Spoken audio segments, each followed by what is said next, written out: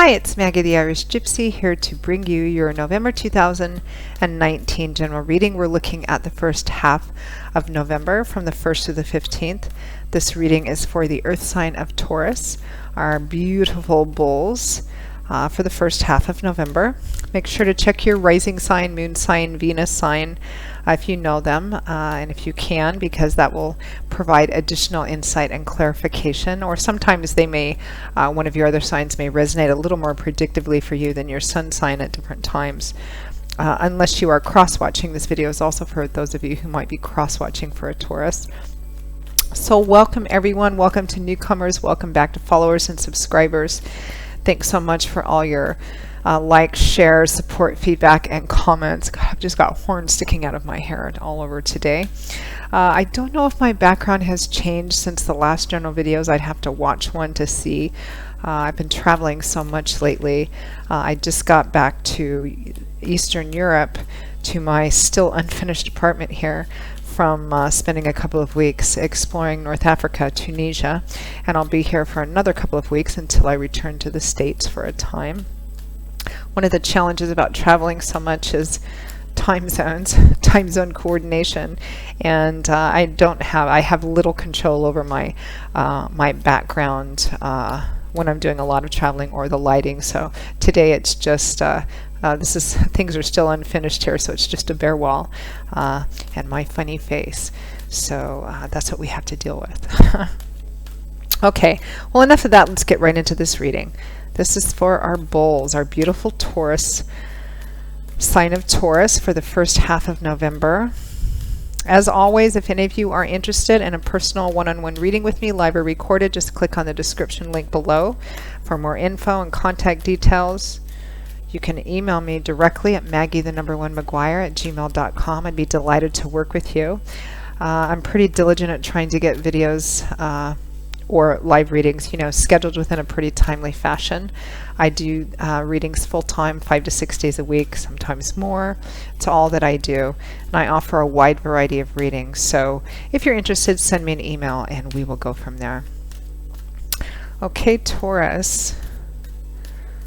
First half of November for Taurus. Yeah, that's it.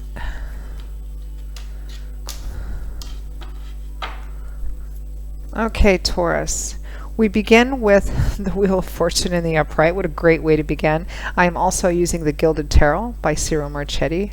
I adore the colors in this. It's one of my favorite decks, particularly for general readings.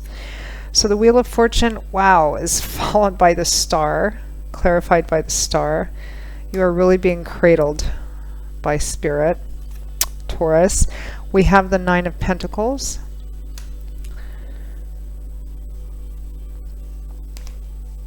followed by the Two of Pentacles, and from the bottom of the deck, your overall energy and focus for the first half of November is the Ten of Cups. What a beautiful reading.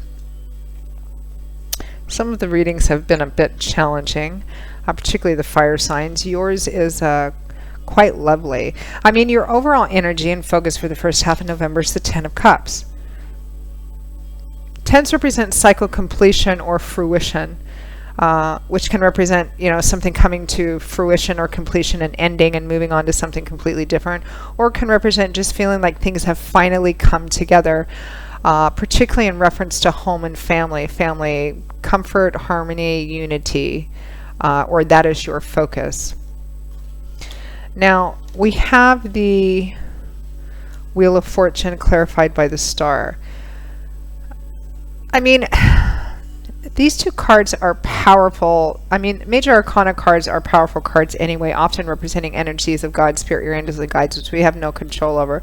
Particularly the Wheel of Fortune, it just turns as it turns. This is a beautiful combination of cards because in the upright position, it represents that whatever is happening, even if it may seem challenging at the time, is a blessing. It is God, Spirit, your angels, and guides working with divine timing and orchestration in your favor, a stroke of good luck, of good fortune. Now, it's clarified by the Star, which is a deeply spiritual card of hope, faith, and optimism, particularly renewed hope, faith, and optimism. It's a card, I mean, both of these cards together represent that, Spirit, your guardian angels are working with you and giving you, even if there's no concrete, verifiable reason for it.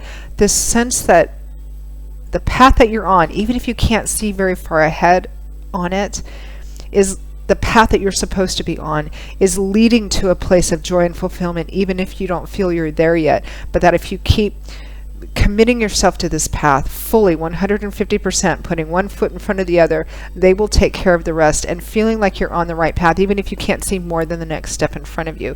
Renewed hope, faith, and optimism being brought to you directly by Spirit, God, your angels, your guides, cradling you. You feel good. And this is in reference to home and family, whatever that might be for you. Even if at this current time you may not feel like you necessarily have this energy of the Ten of Cups, what you have is a sense of hope that this particular portion of your life and this area of your life is going to end up being much better and much more joyful and fulfilling for you than perhaps it might be now for some of you. You're having this renewed sense of hope, faith, and optimism, which may feel like it's not coming from any verifiable place, but it's definitely divinely led. Now we have the Nine of Pentacles clarified by the Two of Pentacles. So the Nine of Pentacles is a card about independence, self-sufficiency, self-empowerment, enjoying who you are, where you are in life. You've worked hard to get there. You can take care of yourself with little to no help from anybody else, and just feeling very good about yourself and feeling strong and empowered as well. There are decisions that you are making in reference to this independent self-sufficiency. This reading actually reminds me of somebody I know that has something going on in their life that kind of plays out this way. You are making decisions about not only your current, perhaps some of you, your current independence and self-sufficiency, particularly financial and material independence and self-sufficiency.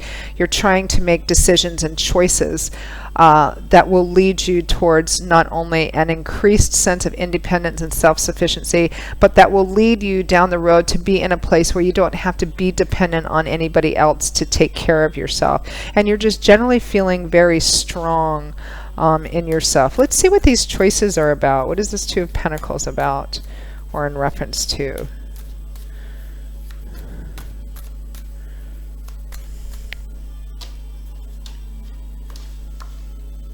The King of Wands, maybe a fire sign male, Leo, Aries, Sagittarius, Sun, Moon, or Rising. So maybe for some of you it is about separating or splitting up from somebody in a personal relationship, or it could be a work relationship.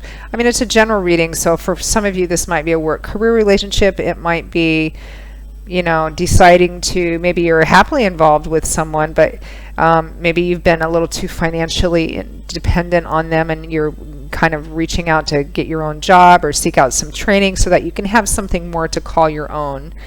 Let's see what the advice is here for you, Taurus.